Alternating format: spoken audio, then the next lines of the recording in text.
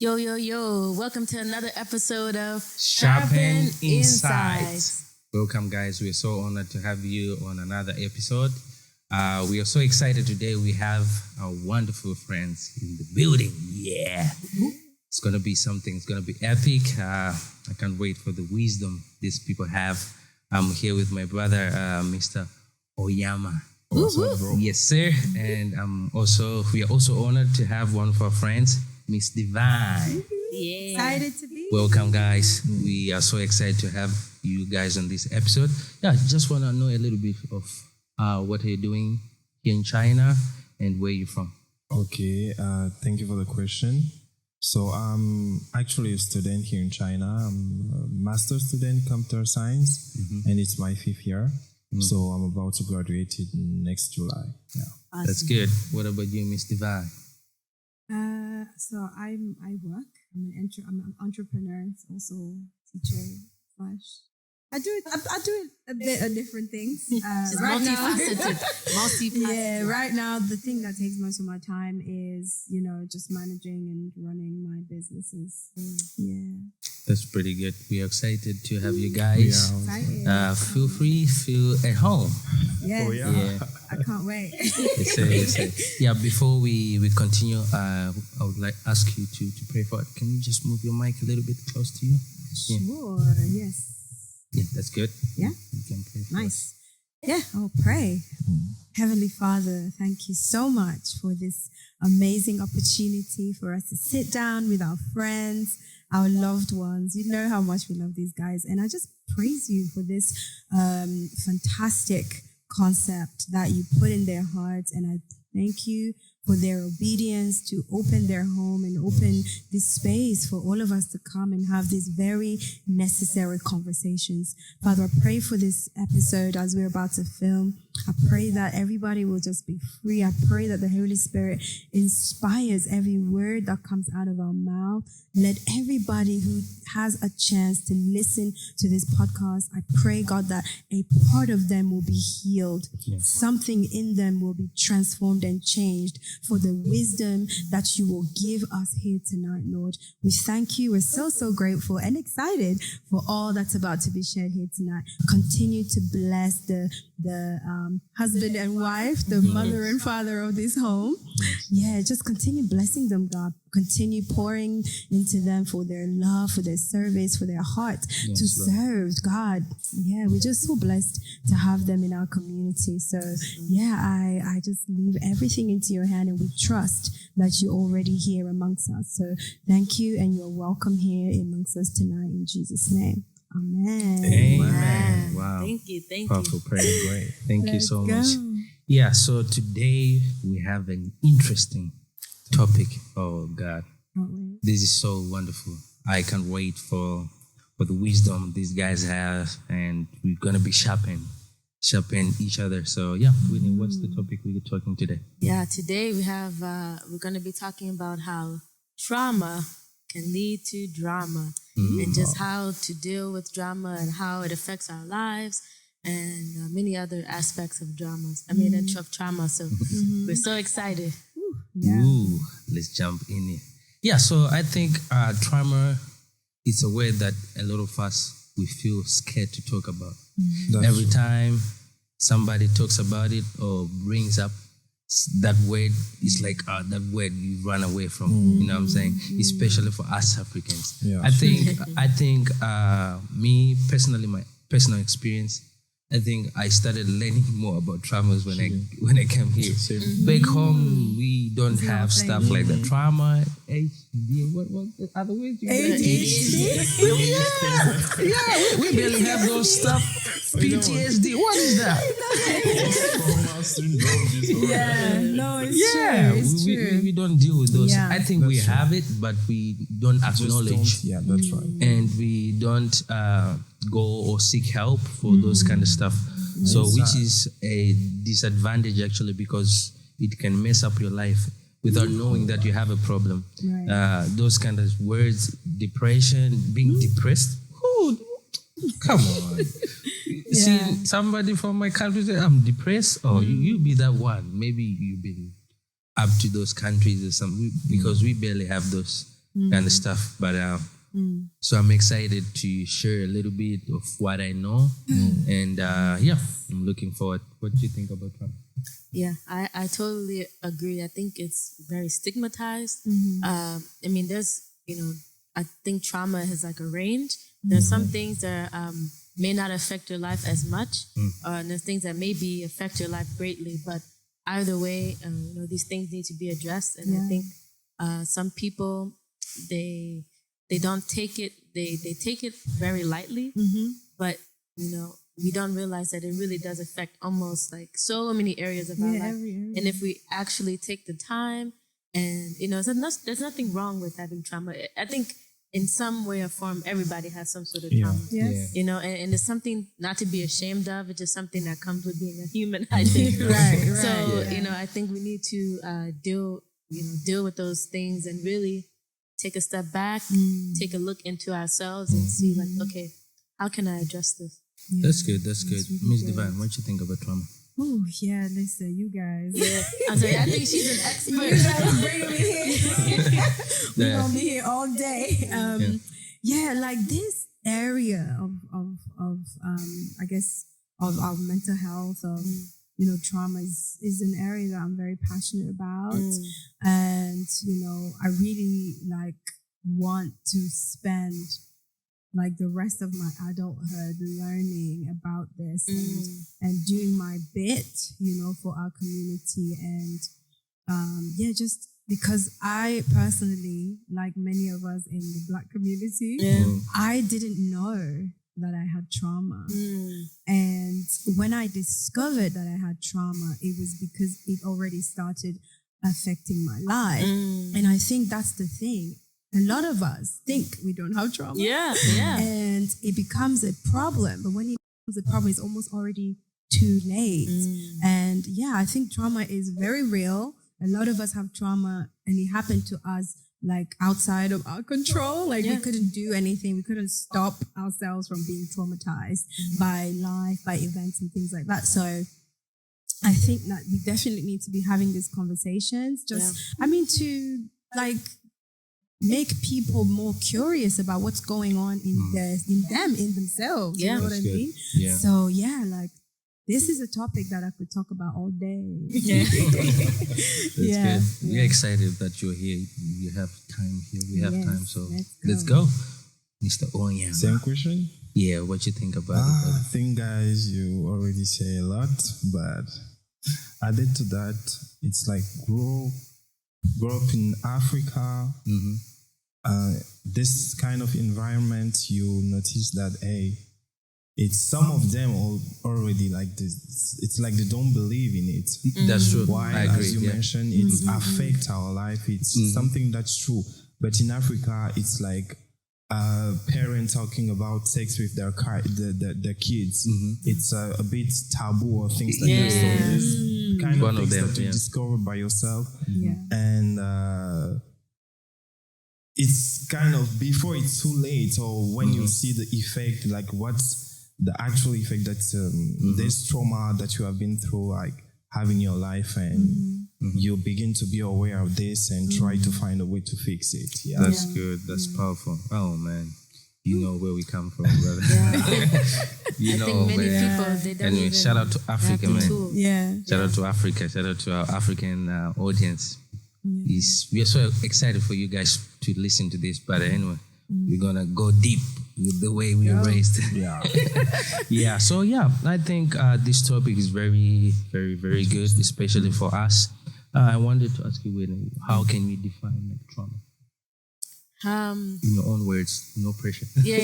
Well, for me, I feel like trauma is something that happens, whether it's an event or just something that came up from within inside of our own selves, something that affects us deeply and it evokes some sort of emotion. Sometimes it can be anger, sometimes it can be sadness. And I feel like it's kind of trauma is like a lens almost. And a lot of times when we have that trauma and we that event or something that happens within us happens, we view everything through that lens of the trauma, or at least a lot of things through that lens. So, yeah, that's just how I feel like what trauma is, and yeah, I would love to know what Miss Divine, what you say, because she is the professor on trauma. Not even. Yeah. I mean, yeah, so you're spot on. Like the way you just described it, that's how I remember when I did a talk in October. That's really like the only way I could have put it in layman's language. It's a lens through which we view life post injury, right? Posted So, that like that. yeah, so trauma is like an injury that happens to us, but it's so deep that it transforms the way we see life, the rest of our lives, until we heal that injury, right? So in my understanding or my experience with trauma, until I became aware that there was an injury there, I didn't even know that I was seeing life through this, broken glass. Like, it's, trauma is really something that happens and changes us. Yeah. It's very rare that a person will be traumatized by something and remains the same. Yeah. Later on, I'm sure we're going to go deeper and talk about the way trauma changes even our very DNA, like the way. Oh God, I'm looking forward to that. Yeah, listen. So trauma is just it's a deep injury that happens and transforms us, and changes us. Whether it's physical trauma or emotional, mental trauma, it changes us. Yeah. Just to add on what you said, especially the last point, you're really spot on. Like it's something that can affect you spiritually, emotionally, physically, just your well-being. Yeah. So man, I'm looking forward. Mr. Oyama, what you think? When I think about trauma, how can I define it? It's like you see the way our brain function, like everything, and not only our brain. When you see our body, the way it's everything, it's put in order. All the systems is like should work properly. That's way. So the brain, because it starts with the brain. When a traumatized, like someone who have been through trauma, when you have faced this, it's like a disorder. All the psyche, like it's kind of disorder. So it's really difficult for me. See, we can take a plate. As soon as we shatter this plate. It will be difficult to put the pieces together. That's true. So it's the same thing with trauma. What it does to our body. It's like a one part of us or some part like are broken, and we need actually to do the work to collect all the pieces and put them together. And that's good. It's not an easy job. Oh yeah, for sure. Yeah, I love it, man. That's so good, man. Yeah, so now my next question, just to discuss this, how do we overcome trauma? How do we deal with trauma? Miss Yolanda, how do we deal with trauma?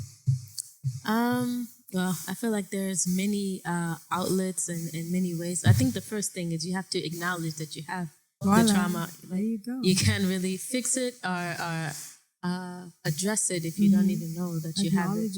Yeah, so I think that's the first step. And I feel like a lot of people, they see that as a weakness, or they think that, I'm putting a label on myself, or I'm not like the other people. I'm not as good. I'm broken. I'm damaged.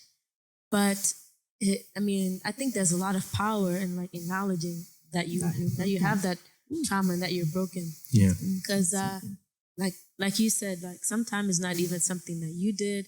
Sometimes it's something that was even out of your control. And even if it was something that you did, that's the beauty of being humans. Yeah. We can grow. We can. Every day is a new day. So I think acknowledging, that's one of the biggest things that you can do. And then from there, I don't know, there's so many things. For me, personally, number one is God, going to Him, praying, and also therapy. I always say, sorry to cut you off, I always say theology and therapy is the best way to do it. Yeah. One of the best God way. and therapy. Yeah. We need it. And just to add a little bit, we are told this actually that you need to go to therapy when you are already broken, which is crazy to me because I think we all need therapy even before you have a problem, before you have traumas and stuff. So just something that we need to put in our minds as believers and as human beings, that it's okay, feel comfortable.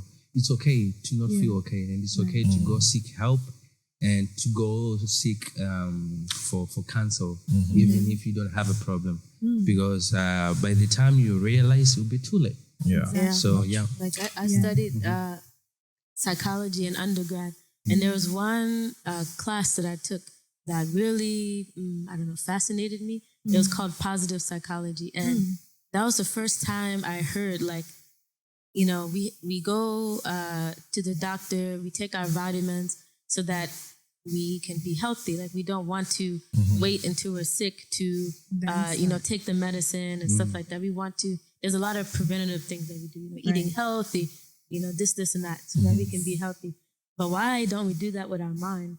Like, that was the first time I really had that question proposed to me when I was in that class. I'm like, that's a good question.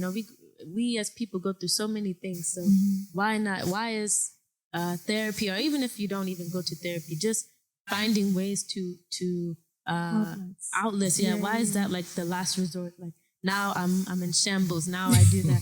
Like, it's okay to just have things before that. I think if I can add something, one reason why people don't seek it first, because when you have an injury, your physical body affected, we can see it. You can see it. Yeah. But when it comes to mental health or trauma, people can see it. Yeah. It's you yourself who knows. So I think people I can go to therapy because I don't feel like why you yourself? It's the first thing for me, it's first recognize it, be aware of, okay, I'm not good. Yeah. I need to see someone, I need to talk to someone so that we see how we can fix it. Yeah. Acknowledge, as you said, because as long it's like ignorance, as long as you think that you know something, you're not going to learn to become better and things. So same thing with trauma. First, acknowledge, be aware, okay, I'm not okay. Yeah. I need to do something and seek for help. That's wonderful. That's good. So actually, one thing, the way how I've come to discover even that I have trauma, it was when I was in a situation that triggered the injury. Yeah. Like, we just likened trauma to a deep disturbance or a deep cut or some kind of pain that is the way how our brain deals with trauma is like, it's too much. It cannot deal with it. It suppresses it in a place that from a day to day you maybe don't think about it. Yeah. It's too huge. It's too great for your conscious mind to handle. So the only way that you can be normal and just be moving from Monday to Sunday like you're okay is because your brain is actually aiding you in being able to just do the day-to-day tasks so you can be okay. Yeah. The trauma is suppressed so you can be okay. Yeah. So, but because it's an injury, it cannot stay hidden forever. Yeah. It happens that a trigger, whenever that deeply buried injury gets triggered, then you start to discover, oh my gosh, I didn't know this. I have this trauma. So one way that I would suggest, or one thing I would suggest, is instead of waiting until we get triggered to discover our traumas, how about doing shadow work? So shadow work is asking yourself questions that will let you become aware of traumas that are suppressed. Yeah. All right. This is something that I learned during my own time of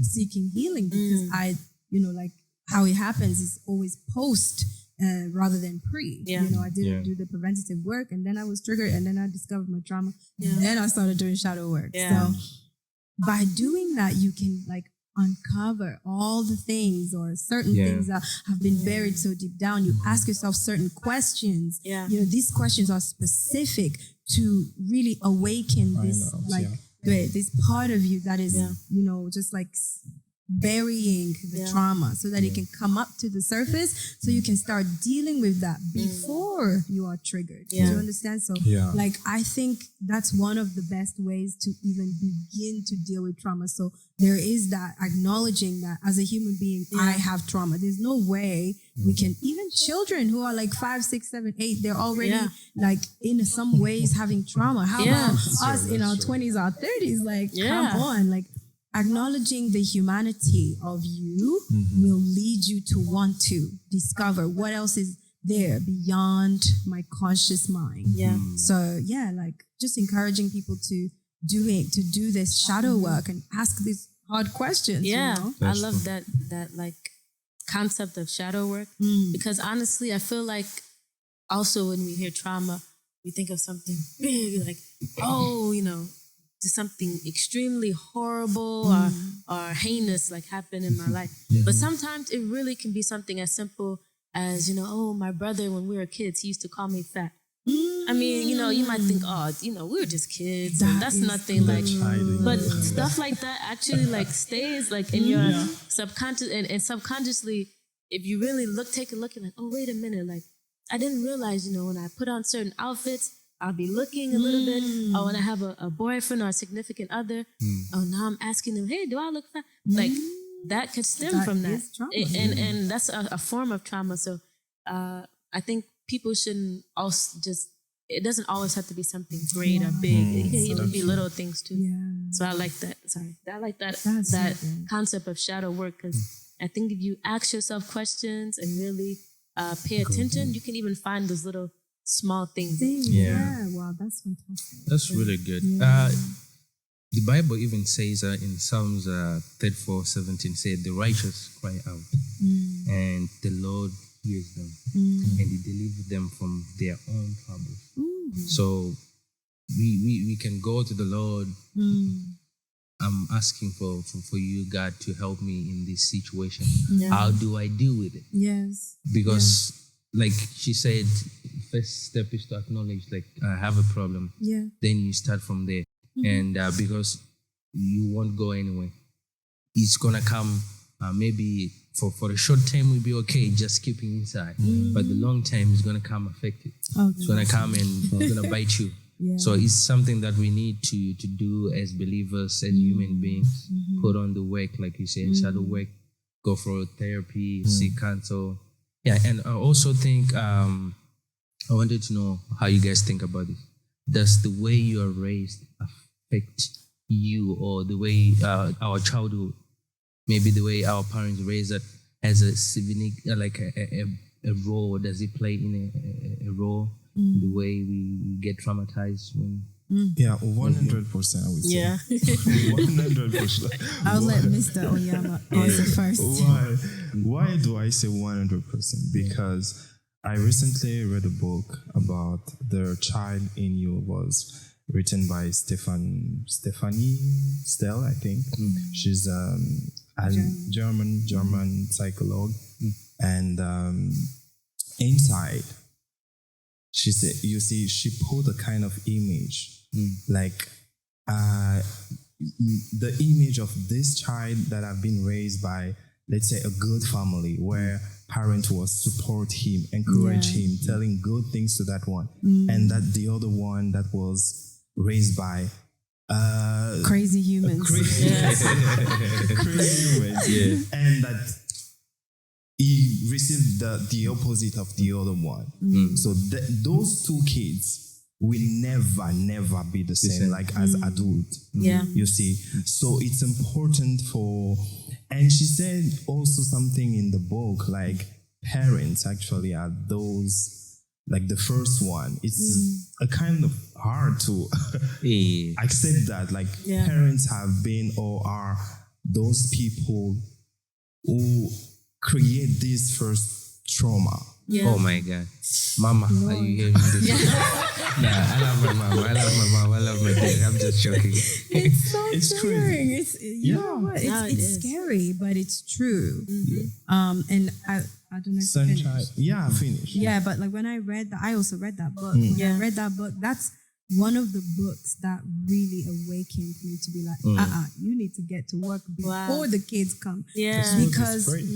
so like the illustration of the shadow child, so in the book, they talk about the child that's traumatized and that like turns out to be the traumatized adult and mental health issues adult. That's we all have those two children inside of us. We all have a son child and a shadow child. Yeah. And the son child is that one that was praised, that one that is, confident, that one that had like stable parents, the parents were healthy and he didn't have to parent his parents and things like that. And then the shadow child is the one that like had so much to carry and the parents didn't do a good job. And so it's like, as you grow older, unless if the parents didn't do what they were supposed to do to like Mr. Oyama just said, to nurture you, to bring you to give you the chance to build a strong foundation as a child. Yeah.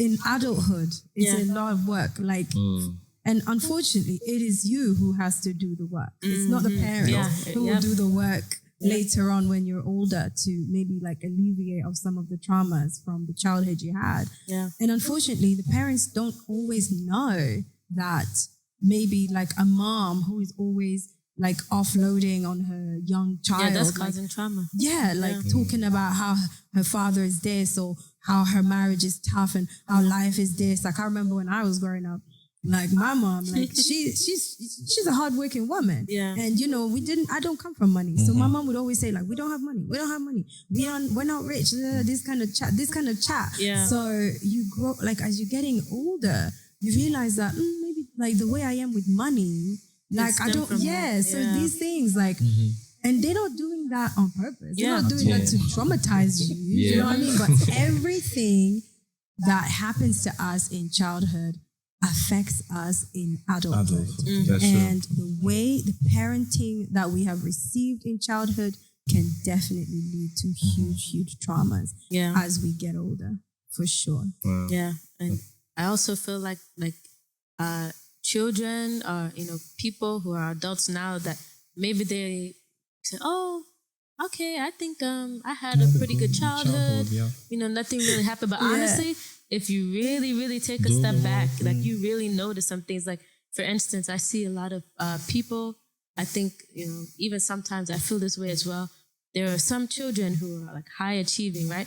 They were in gifted programs, this and this and that, and they were praised and the parent, everything seemed okay. But honestly, even things that seem very positive can bring about trauma. Oh, yeah. You get older and now it's hard for you to do things because now you feel like you have to be perfect. So now it's like, okay, I'm scared to do this because it's not familiar. And if I mess up, I'm not perfect. I'm letting people down. Yeah. Even that is a form of trauma. So I feel like, it's not easy, but it really takes doing a deep dive because there's some things that, in my mind, the first thing I think is like hidden trauma. Like you don't really see it as trauma, but it really is. It is. And it can go unnoticed. Like, oh, I have my two parents and, we had a good amount of money. Oh, I think things are okay. I'm done. But there might be something there. So I think, I think we really you have to do a deep dive. It's hard. It's hard. That's really true. I'm just really grateful that we are going to be parents in this generation, in this time. Yeah. And we are conscious, we are aware, and we're doing the work because like, it's a lot. Like I think about the children we're going to have and because of what we know now, how their lives will be different to the way like we grew up, I really think it's a new generation that will come. Yeah. We have so many resources like available. For sure. Sorry. I wanted to know, like, how does trauma affect our relationship? I want to start with our relationship with God, then our relationship with friends, your partner. I like it. Yeah, you start with him. I like it how this trauma affect our relationship with God. First, yeah. Yeah, let's say, for example, take an example of our parents, like our dad. Yeah. The way the dad is acting or behave with his child, you as a child, if you have been like, let's say this shadow child who receive all the bad thing, and actually for a parent, it's not consciously that they do it. Yeah. It's not. So for a parent, for example, who's not, let's say a dad, a father, who's not talking too much with his kids, not instruct him, not give him, like, teach him some stuff. Yeah. We probably see God as a bad teacher or something, or someone who is not there. Okay, let's say another example. With a father, a child, we have a father, we only see his dad like at night, or maybe it's different reason for work. So we probably see God as an absent father, like who is never here. Like he can't talk to that dad. He can't talk to God. Why is not the case? Yeah. So just take these two examples, we understand how trauma can affect our relationship with God. Because that can give us the ability or the possibility to get closer to God, or to see God as a dad, like someone who's so far that we can talk to him because we have been traumatized or Yeah, that's powerful. Yeah. What you think about that? How trauma can affect our relationship with God? Yeah, I mean, I totally agree with what Mr. Oyama said. Like, honestly, like, I feel like we mirror a lot of things that we see. Like, our earthly father was like this, so we're like, okay, they said that God is our father. So I think as humans, we tend to make that association, and then of course that can lead to we don't have as good a relationship with God. Because how can I have a relationship with God if I'm thinking, oh, he's just not there for me, or maybe my dad was a disciplinarian, so now I see God as a disciplinarian. I don't see the other qualities of God. He's a loving God. Unconditional love. About love. I know. I feel like I've seen like so many people if I feel far away from God, or I did this. I was on the bad track. I did this. I did so much horrible things in my life. Like, how can I get close to God? And I mean, I never had a conversation with those people, but I would be very interested to see like how was their relationship with their parents, their dad, because that could play a role as to why they feel like they've done so horrible that they can never get back into God's graces again. So I feel like it can just distort the truth about God. Our traumas can distort the truth about God, and that's why I love that we have the Bible. And I always tell people to read, even myself. Oh my, that's what I'm working on this season, to read, because there's so many instances in the Bible where you can see God tells us straight up, like, I'm here. My love is unconditional. Love covers a multitude of sins. Like, there's so many instances, but because of our trauma, it can be distorted. Yes, that's true. Like the angle that I like to think about, the way trauma affects our relationship with God, is, for me personally, I think trauma changes the way we speak and we talk to God. We may feel close to him, but because of our trauma, we talk to him as if he's someone that did something wrong to us. You know what I mean? And a lot of times, before becoming aware, before becoming conscious of the way how trauma affected me, and like what kind of ways that it changed me. The conversations I had with God was very different. You know what I mean? So we talk to God, we look at him like, we usually go to him with a lot of like, why? Almost in a way holding him responsible. And I think that in a way changes, it changes the intimacy between us and God, because, he's supposed to be there for us. But if we hold him responsible for the evil and the pain that happens to us, then how can we feel close to him really? Yeah. So for me, I think trauma, because it changes the way we speak to God, it ultimately affects our intimacy with God. That's true. Yeah. I like that. That's so good. You have something to add? No, I disagree. That's good. Yeah. What about our relationship with people, friends? I'll start. I think it affects the way we look each other. Like if, for example, my brother here, if I have trauma, it's gonna affect the way I look at you, because I already have a certain bar that I'm seeing you at. Like I want you to reach, or expectations that I already set myself on you, and I haven't known you like deep down, but I'm already saying, oh, he has to do this. Let's say we are dating. You're like, for example, now with Whitney, we are married. I'm like, oh, she has to do this. I already have like, how can I say, like a playbook, and it's already there. The list is there, so I think it's gonna affect that in a way like that. What you think? Yeah, I kind of like earlier what Miss Divine said. Like it's like a lens. So for instance, if you're married or if you're just any kind of relationship, really friendship, let's say that person does something and you might see it in a distorted way. And, that might have not even been that person's intention, but because you have that trauma, maybe it's a trigger or maybe you see it in a more, sinister way. And of course, that will cause some sort of friction, especially if that person didn't mean it like that. They're like, hey, where is this coming? You're reacting like this. Like, where's that coming from? And it just a spiral from there. So just like you said, it's a lens, and just that lens might not be accurate. Most of the time, it's really not accurate. A lot of times it's not accurate. Or maybe even if it is accurate, it could be exaggerated. Like maybe someone did something, but a simple like conversation or something could have,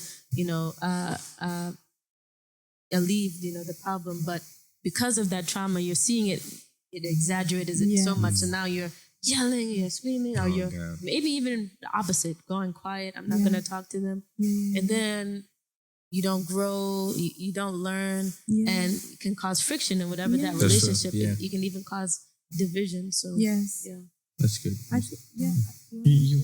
I think like what I just literally thought when you were talking, I was thinking about how it affected our communication with God. In the same way it affects our communication with men, and because of the friction, it leads to the break in intimacy. So trauma actually really stops us from being close to people. Wow. Trauma stops us from having genuine relationships with people. Like Caleb just said, because of this playbook, because of this bar, we've already got expectations. It's very, very difficult to take people as they are. Becoming already with a mindset of, oh, if this happens, then that means this. If someone does this to me, then that means that. You know what I mean? It's not like you don't just look at situations as they are. You look at situations through the pain that you already have. So every time I think about trauma, I think about like a cut on a foot or a cut on your leg or something that's not totally healed. But every time you like walk past a table or furniture, you hit it at the same place. The pain is still there. Now you expect every table to hurt you. Exactly. So it's like even literally, So it's like that. And every time you see a table, you're trying to avoid it or something like that. You don't know that the real issue is that your injury is not healed. You're not healed. You know what I'm saying? So it's like you can walk as carefully as you want, but you're gonna bump into something at some point, and because your injury isn't healed, it's gonna hurt. So trauma affects our relationship with people because it makes us avoid people, right? It makes us develop self-protection strategies, like what Whitney just described, like going quiet or going crazy and looking to control everything, because we are like, I can't get close to people. Intimacy is non-existent when we're operating from a place of trauma. It's very difficult. Wow, that's so good, man. As with people, let's take an example of two kind or type of trauma: rejection and abandonment. Ooh, Lord Those Jesus. two. Hey. As if you experience a lot of rejection, you won't even allow yourself to get closer to people. You will feel that, hey, since I've been rejected once, twice, I'm going to be rejected Yeah. again. Yeah. Oh Lord, Help us. Abandonment. It's like when you speaking about abandonment, someone who's in relationship with, it will develop a kind of fear of abandonment. We are together, but I feel like even if things are good, pretty good between you and your partner, but you feel like, hey, maybe one day she will abandon me and I will be by myself and all of this. And it's tragic. Yeah. I mean, the fear of abandonment, that is like one of the biggest trauma responses that leads to breaking of relationships. You know, like fearing to be left or fearing to be abandoned makes a person rather just keep themselves to themselves so that they never get abandoned in the first place. Yeah. And like, how can you ever be intimate with anyone, with friends, or even like your partner? You know, if you're so afraid to be abandoned, you're constantly trying to make sure, like, do you love me? Do you really love me? Are you here? Do you know what I'm saying? Like you're constantly seeking validation, and it can begin to weigh too heavily on the person that you're with, the friends, the whoever it may be. Yeah. It's too much. Sometimes it can even be a cycle because, like, you'll be, you know, like, oh, you love me, or you have some sort of trauma response. And maybe, like you said, it'll be too much for the partner, or maybe they try, but it's a lot. It's too much. And then maybe they do end They up do leaving. leave. And then like, see, I knew it. There you go. It's a self-fulfilling prophecy. You know what I'm saying? Yeah, because you it's truly crazy. believe it, your behavior is not actually preventing it. If anything, you're making it come to pass. Yeah. You know? Yeah, it's crazy you guys say that point, because I see often a lot of guys, they tend to, let me just say, both guys and girls, they tend to, I want to be safe. I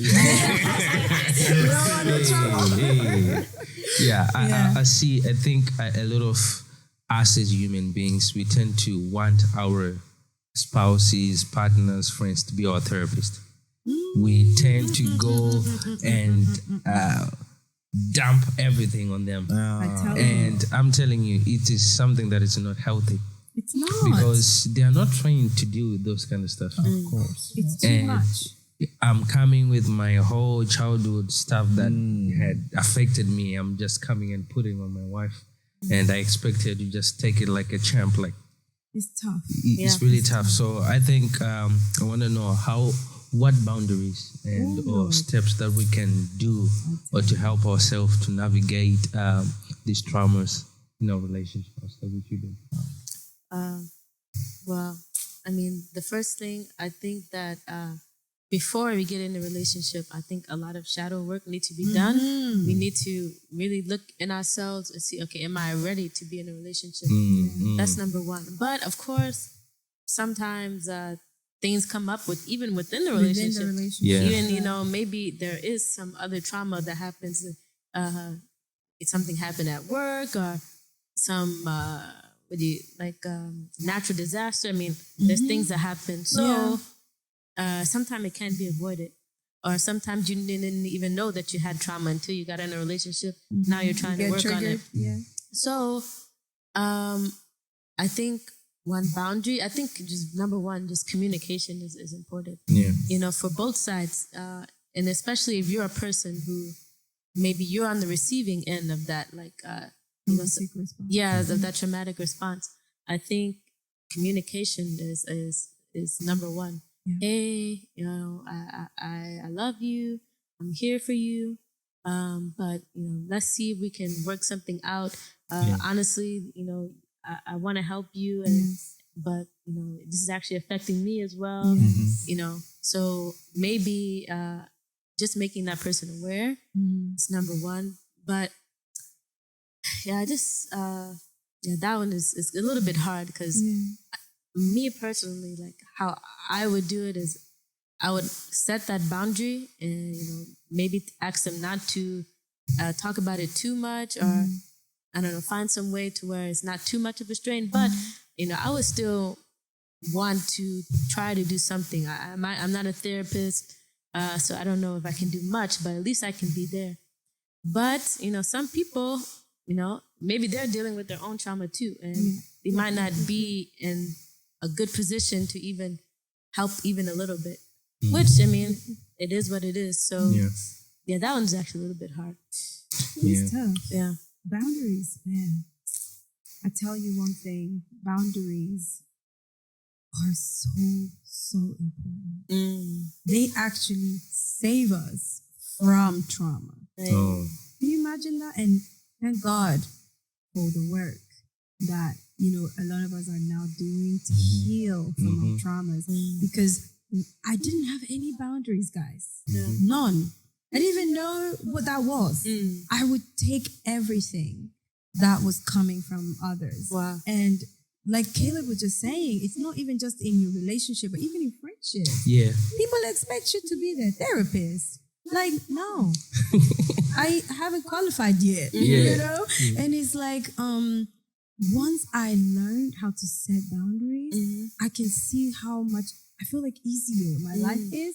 Like, it's easy for me to say, no, I can't take that. It's too much. Yeah, like that's my question. Like, how do you, because I guess I don't think I've ever been in the situation where someone is like trauma dumping on me.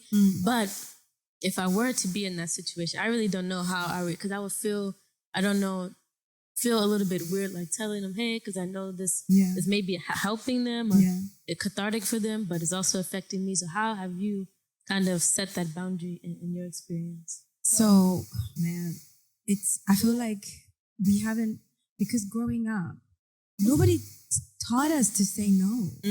Coming from where I come from, saying no is looked at as rude, unkind, and there's like a stigma to a person knowing themselves and saying, actually, I know myself. I cannot say yes to this situation. And so I had to overcome that. Like whoever put that in my mind when I was growing up, I was like, no, it's not, there's nothing wrong with me saying no. I can help you, but I cannot help you so much that I start to do myself a disservice. And actually, when we set boundaries, it's because we want to keep those relationships. I think if someone trauma dumps on you so much, eventually you're going to start avoiding them. That's true. But I don't want to avoid you. I want us to have a healthy friendship, relationship. I want to tell you, look, I feel like this is how much I can take. The rest you need to go see a psychotherapist. You know what I'm saying? And I didn't have the courage to do that until I healed from my own trauma. So when I was operating from a traumatized place, I didn't know what boundaries were. I didn't set boundaries for myself. I didn't set boundaries for others. I was just living, my life was just a shambles, really. So I think the thing that helped me to set boundaries, it was understanding that, hey, this thought that you have that if you say no, that means you're unkind, that's false. If you say no, that makes you a bad person, that's false. You are the master of your life. I was scared to make decisions that first affected my life because I'm first thinking, oh, how about that person? How is he going to make them feel? But I'm like, no, my first duty is to myself. If I'm not okay, how can I be okay for somebody else? So becoming aware of that and actually taking this responsibility, because God has given me this responsibility.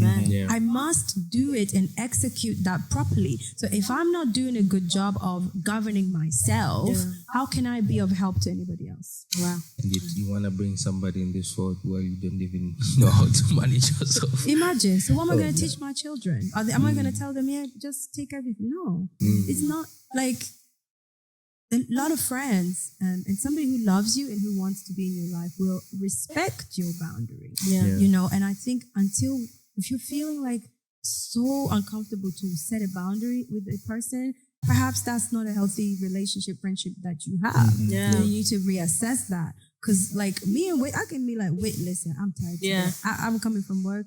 can we talk tomorrow? Yeah. I can't listen tonight. She's my sister. Yeah. She's not going to be like, oh my gosh, that divine. No, she understands me and she respects my boundary. That's a good point. But too. if you're feeling like, oh, if I say this to her, she's going to be mad, that's not healthy, you know? So there's that. That's good. One thing that I can add, it's actually, you know, there is this law of reciprocity. I will start with this first. It's like when you are in socialization with people, interact with people, you expect that person to like give you back what you gave to that one. Yeah. And it's actually something that we should set the boundary about it. Like, okay, I don't expect you to do this for me. I don't it's not an obligation. And the work starts with ourselves. So know yourself first. Know your value. Know that, hey, this is, I can, as she mentioned, I was about to say that saying no is the first one. Boundaries. The first one is no. Yeah. No, I can. No, I can. Stop being a people pleaser. There you go. There you go, my brother. And people pleasing, that is a traumatic response. Yeah. Because you my say, God. You know? as soon as we say no to that person, They won't like me. You make all I'm learning. moves in Yeah. your head. Hello, Yeah. Jesus. I'm help. learning. No, That's so It's true. stop it, and you will see that your life will get better and better. Yeah. And you know that people pleasing is a traumatic response True. because it's that fear of rejection is a fear of not being liked. Abandonment, Yeah. everything, If I say yeah. no, they're not gonna like me. If I Oh, say no, they no. won't see me as a good person. So let me say, like, I literally used to talk to a person and they will complain every single day about how they have this goal they haven't achieved, how they haven't done that, how they haven't done this. But every day this person is driving all across the city, picking people up, dropping people off. I'm like, you have things to do. Why are you saying yes to this thing? Yeah. You don't have no boundaries. And, you know, I can't blame them too much. It's because they lack awareness of this people-pleasing thing that they've got. Yeah. First, they have to heal this. Yeah. They have to be okay with not being liked. If maybe someone might not like me because I said no, so be it. But if you do for everybody and then you go home, you're like, oh my gosh, my life is disorganized. My life is this. I'm behind. You I are haven't the, done this. the You responsible yourself. Yeah. your own you know what I'm problems. That's There you true. go. So, man, listen, You are. help us, Jesus. I'm telling you. Help us, Lord. Yeah, tonight. I think that's so hard. Like I don't know what honestly don't know what the block is. I don't like, how do you recognize you have that trauma? Because like you said, like that person was doing this, Triggers. doing that. I don't think I know I probably have some things that I don't realize. So I wonder, I think people, maybe we don't stop and think. Maybe we don't really sit and reflect. So I think honestly a good place, now that I'm thinking about it, to start is see where you're constantly having a pattern of like issues in your life. Yes. I think that's the number one thing. That's Because it. now that at first I'm like, how can you? But I think that's a good place to start. I'm like, okay, I always, I don't know. I always, like you said, that person. I always don't have time for myself. Yes. I have so Okay. many unfinished tasks. Yeah. Or so many things. That's a place to I start. desire to do, but I'm not doing it. Say, why? Exactly. Stuff like that. You know, every time I get in a relationship, the person always leaves me. Now, I mean, that can be a lot of factors, but you know, I mean, it could be, but that's a place to start. Okay, Yeah. why am I is seeing it? this pattern? You know, and if you really take a step back, okay, I realize that, you know, all of them always say like, oh, you're a lot. Okay, so what does that mean? Are they just are they just having their own trauma and they're putting that on me, or am I doing something? You know, so hey, that's something clicking. I was really thinking like, how can I know if I have that? But that's one way to see it. Where am I seeing a pattern? That's in it. my That's life? shadow work. That's digging out the stuff that are buried and hidden. Yeah. Asking the questions that don't necessarily come up every day. Yeah.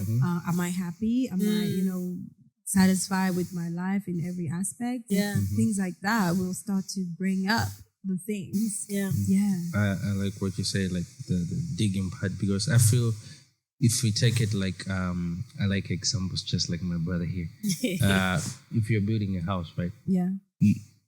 you need a firm foundation. Sure. And if you need the foundation, you dig deep. You Right. take all the dirt. Right. Then you start the foundation. So for us to have a good, firm foundation and on how to navigate therapy, traumas, we need to dig deep, like you said. So it really, really resonate with me. Yeah, I want to know, you guys, what you think. How can we create a safe space for our friends, our family members, or our spouse or partners to in order to help them with their traumas? How can we create that safe space so that they can feel like they can trust us, but also not dump stuff on us? Keeping boundaries in mind, I guess.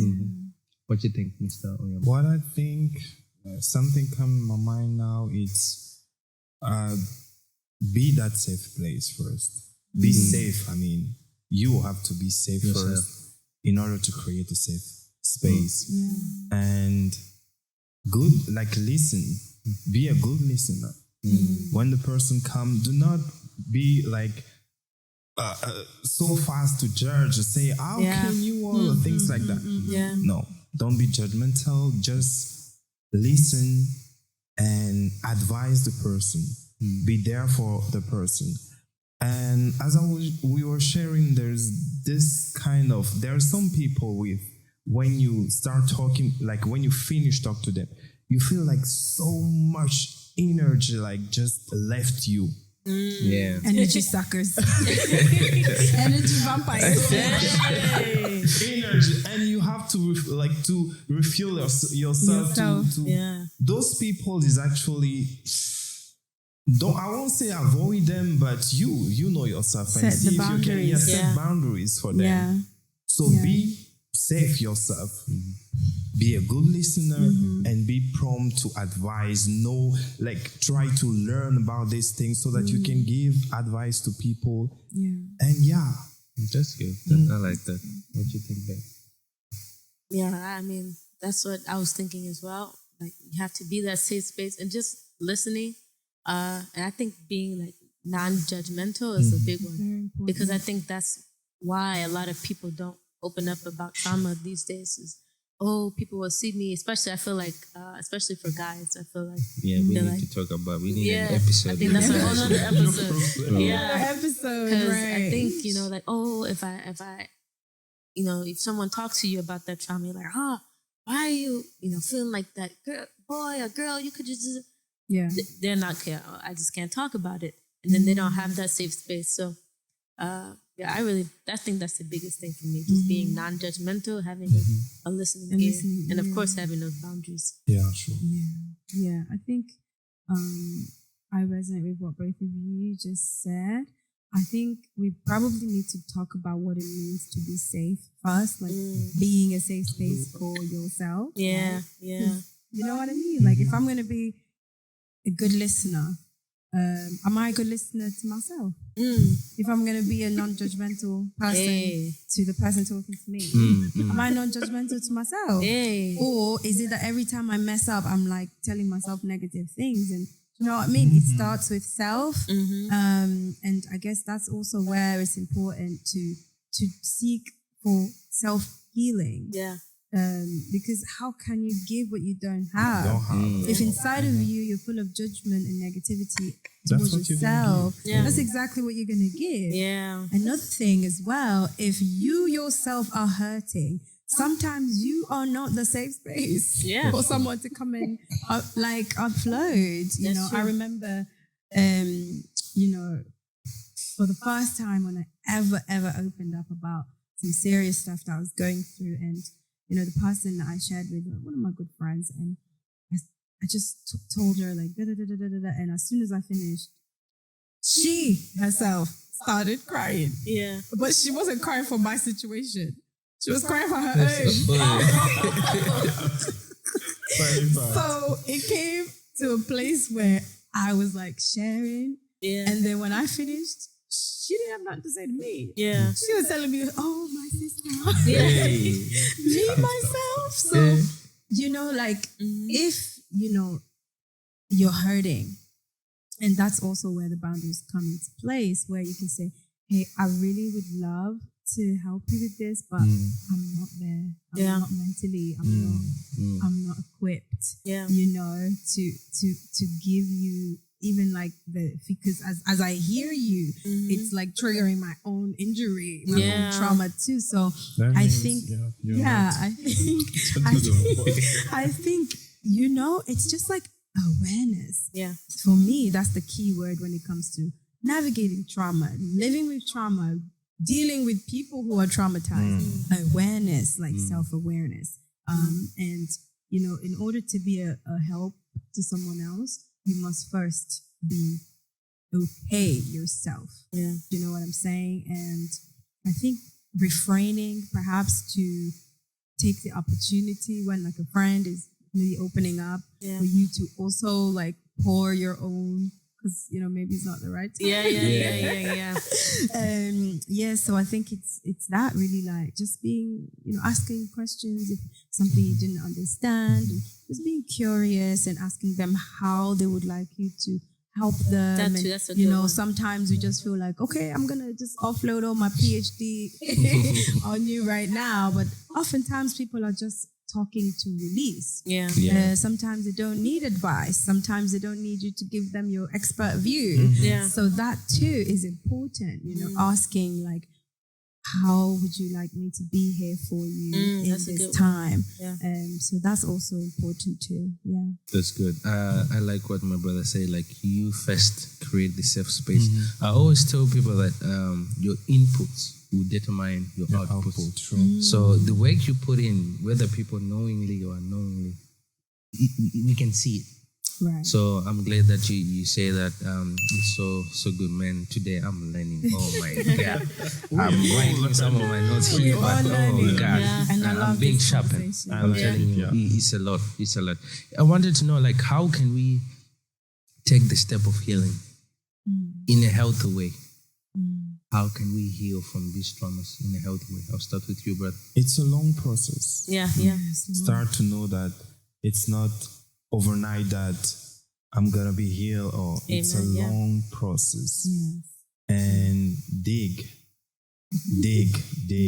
until you find, because you can't just deal with something if you don't know what the thing is. So know your traumas, know your what triggers you actually, and That's good. I like the word trigger. Because for me, thank God for triggers. Because if I was never triggered,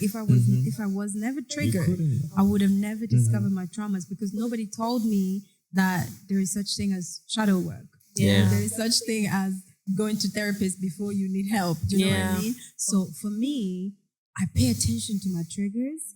I share with my friends, like, recently I felt like I'm being very impatient, and I don't really tolerate like mistakes and people like wasting my time. It really rubs me the wrong way. And I know it's not Christ-like. So this is like a topic that I took to the Lord in prayer. But I always say, where you are constantly triggered, you need to understand that there is a trauma there. It's like a physical cut. Where there is a pain, you need to look. If you keep feeling pain there, maybe there's a cut.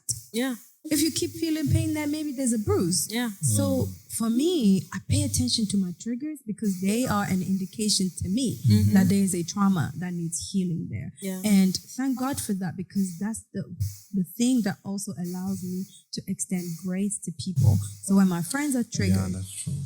I do not always react to their reaction, because I understand that a trigger is just an indication that there is a deeper pain, there's a trauma somewhere underneath there that is yet to be discovered. So like paying attention to your triggers. If you don't know that you have any traumas, or if you think you don't have traumas, pay attention to the things that keep ticking you off. If you're constantly ticked off about people being late, if you're constantly ticked off about this or that, these are your indications.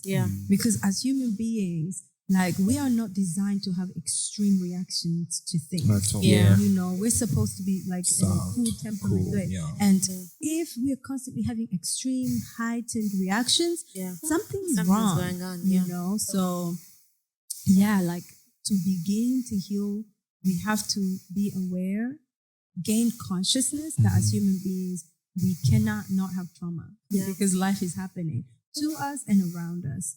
And then becoming like conscious about the things that are triggering us and actively seeking out to know ourselves. You know, like I'm always doing this. I'm always like feeling this. And also another thing for me that I pay attention to is like my vitals, like my actual physical reactions, like my heart rate and things like that. Like if I feel my heart stop beating fast when something's happening, that's a trigger. I know something is not quite right. So these are all little things that we can keep our eye open to. Yeah, I love that. How about you, babe? Yeah, I love what both of you guys said. Number one, you have to realize that, like you said, it's not going to be overnight. It's like for me, like I'm very impatient sometimes. Or like I just want instant results. So you know, even something simple like I'm taking vitamins, like it takes time for you to see the results, but I always fall off because I'm like, I don't see it. Don't work. So then I stop taking stuff like that. So you really, really, really need to have perseverance and really be committed to figuring some things out and to doing that work. So I also I don't know. I also feel like what you were saying. Look for patterns or see what is triggering me. What's something that keeps happening in my life? Because I feel like sometimes people will have these things happening, but it doesn't connect. Like, okay, there's a reason.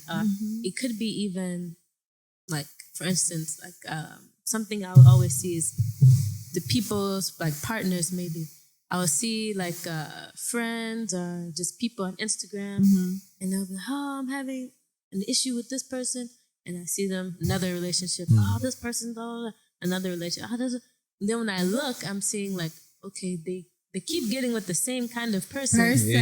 And they're expecting different results. So it's like, okay, why do you keep going to that same person? Like, that's something to look into. That might be a trauma response, you know? Listen. And Trauma, that's an episode. We need to do part two. Trauma two. I'm telling you, girl. It really is. So it's really deep. It's really deep. But I think that's just a good place to start is to see what your patterns are and see like how you feel, your vitals, like you were saying. And when you feel triggered, okay, going further instead of like, oh, I'm triggered. Why? Right. Why are you triggered? What's going on? So I think that's just a good place to start. One thing I would add also is seeking knowledge. Gosh, I can't tell you guys how much just reading books have pushed me to want to do more therapy. You inspired me about that, honestly.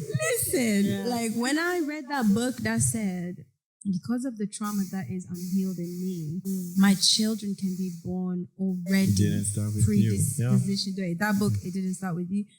I was like, no, it's not on my back. That my kids are going to. I'm good. No, but for real, I was like, no. It's not on me that my children will be born because they take it lightly. Seek help first, then have children. You guys. Please, parents, look at this camera. I'm telling you, if you didn't do your work, don't bother. It's unfair. It's irresponsible. I know, of course, I know that there are people who already have kids and they didn't do the work, but it's never too late. And if you don't have kids yet, I beg you in the name of God, do the work. Do the work. If you haven't entered into a marriage yet, do the work. You know, nobody's perfect. We're never going to finish all the trauma, but at least becoming aware, it's already a huge step forward. That's good. Seek knowledge. Seek knowledge. And then when you find it, put it in practice. Amen. So that you can become wise. This is wisdom. Wisdom is the acquisition of information, which becomes knowledge, which then you apply to your life, and that is how you become wise. I beg you, in the name of God, please don't just be doing yaga yaga business. Don't live your life just anyhow. That's true. Yeah. I like what you said. Even if you're married too, put in the work. Put in the work. Single people, put in the work. Married people, put in the work. Yeah, let's all do. We have a job to do. Yes. Yes. I think I said, I'm not sure if I said this in another episode that we did, but literally in every part of our life, we always practice or put in some work beforehand. Like if I have a presentation, you don't just go and walk into the presentation. You always prepare, you research. If I'm running a race, I don't just show up to the race. No, I practice for months, I stretch, I train. So we should take that kind of mentality into all parts of our life. Yes. There's always, before we do any major thing, there's some preparation that needs to be done. Yes. Yeah, it's not, It's so crazy because especially us Africans, I think we are taught blacks. Yeah. Us black. Yeah. Because you know in the USA, we're studying across the water. You know what I'm saying? We just, my brother, we just take stuff and we throw it under the rug. And what end up happening is this, the rug is gone. You throw stuff, you're in a room, it piles up until the room is way smaller than the problem. And the problems are bigger than you now. What are you going to do? So you guys, come on, let's seek help while we can, while we're still able to go and listen and get the help we need. Yes. And you know the crazy thing? I don't know, one thing that just popped in my head, even though trauma is generally not a good thing, it's uncomfortable. But I mean, I feel like it's a part of the human experience, and because of that, it should bring us together in a way. Like maybe it's like a little bit off topic, but even I was looking at something on Instagram today, and I think it was about, or maybe it was YouTube about. Actually, I think it was similar about trauma. Something about the parents putting trauma on their children. I can't remember what the actual thing was, but I was reading the comments and, people from every part of the world is like, an Asian parent do this, Indian parent do, this is. So it's like, we're all experiencing the same thing together, And that's the more reason why we need to bring more awareness and be more open about it. I think it brings us together. It really even makes us see, okay, we're very similar. We're not as apart as we think we are. Yes. I think that's the part where vulnerability comes into it. And like we were saying earlier, that trauma keeps us from having intimacy. But those who are traumatized and are vulnerable have intimacy. You know what I mean? Trauma only separates us from people when we decide to close our mouth and pretend that we're okay. Very good. And like everybody's Avoid good. it. Everyone's good. Like nobody's talking about it. But the minute we start opening our mouths and opening our hearts and sharing, we realize, oh my gosh, we're all going through the same thing. Yeah. We're all the same. And all of a sudden we start coming closer. So I really encourage that vulnerability is powerful. When it comes to healing, when it comes to bringing people together. It's so important that we open up, open our hearts, open our mouths, Yeah, that's really good. I want to just ask you personally, this is going to help especially our people here in Beijing, China. Oh Lord. So no, it's a good question. Okay. What are you seeking a therapist now? Are you going for therapy? Yeah, I mean, I have a therapist. I probably haven't had a session for the past 2 months. Okay. But I am actively in therapy. Yeah. So you encourage our people, especially here in Beijing, to go for therapy. Yeah.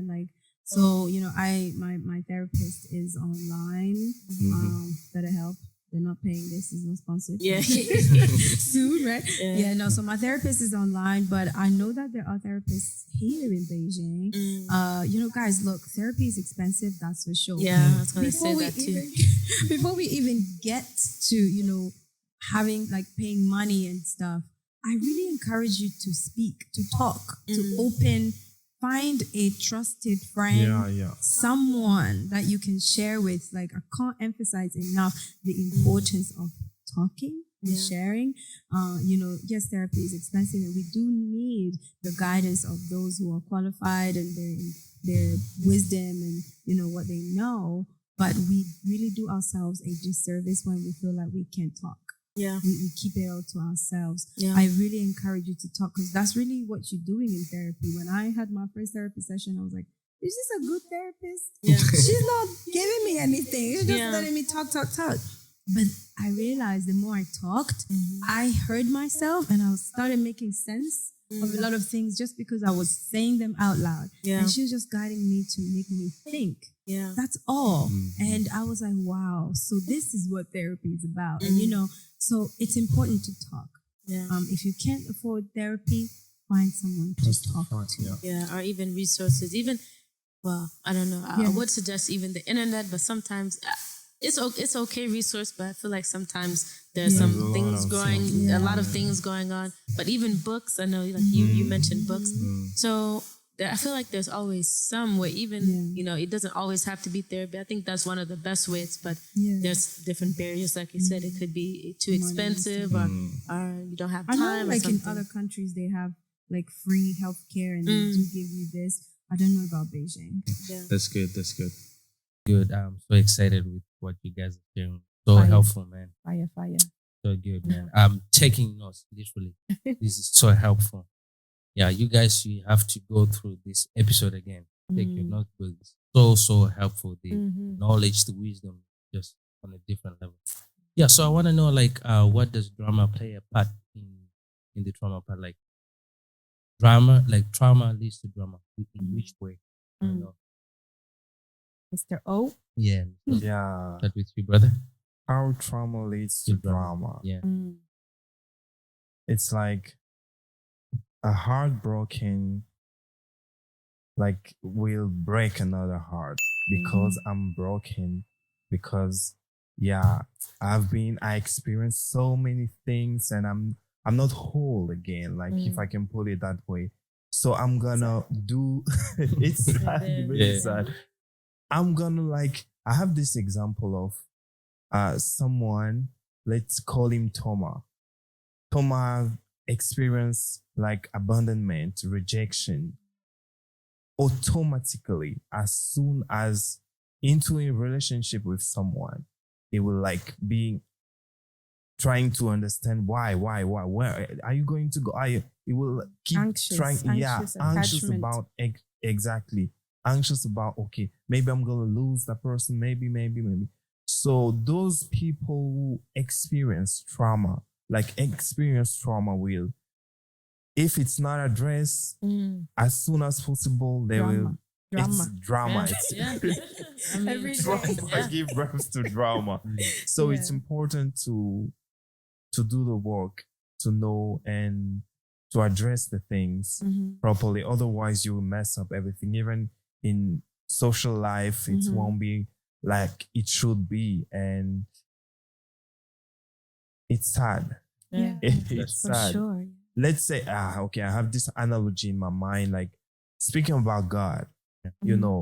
God creates human to be in relationship with them. Yeah.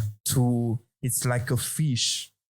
His environment is water. As soon as you get the fish out of his environment, it will die. This is us without Christ, if we don't entertain this relationship, if we let drama affect us, that will affect also our relationship with God. That will affect our relationship with people. That's good. And that's the naissance, if I say it in French, the birth of drama. And it's tough. That's it's so good. Tough. I like when you say God created people so he can be in relationship with them. And if we look at Adam and Eve in the garden, look at the drama that the serpent brought.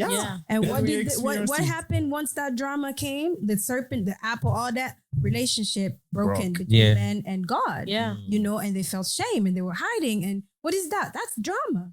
That's what trauma does. The enemy, we speak about that. We're Christians. So No. we know what like our battle is Yeah. not against flesh and blood. Yeah. Our battle is not against flesh and blood. We battle against principalities. So we know, like when the enemy came in the garden and caused that trauma to the woman by making her eat that and separating her from God, that is what led. Do you know what I mean? Like that whole trauma led to the drama that followed. Like they were like hiding from God and the relationship was broken. So yeah, like that's how, even with our relationship with God, that's how trauma can lead to the drama. Yeah. I don't know if you finished. Sorry, I was so inspired by this analogy. It's just That's why we call it Sharpened Insights. Being sharpened myself. It's fantastic. Yeah. So if I would add one thing about the way that trauma leads to drama, you can only experience this in relationships. Yeah. If you are someone who just lives by yourself, you keep yourself away from people, you will never really get to see the damage that trauma does. Unless, of course, you're staying away from people because of your trauma. That's already damage in itself. Yeah. But, you know, it's like someone like Mr. Oyama just said, someone who has a fear of abandonment. In the relationship, there's always going to be drama because he is or she is scrutinizing everything their partner is doing through the lens of abandonment. You don't reply to my text quick enough, problem. You can't make my event, problem. You can't do this, problem. And the reaction, like we said, traumatic responses are always extreme.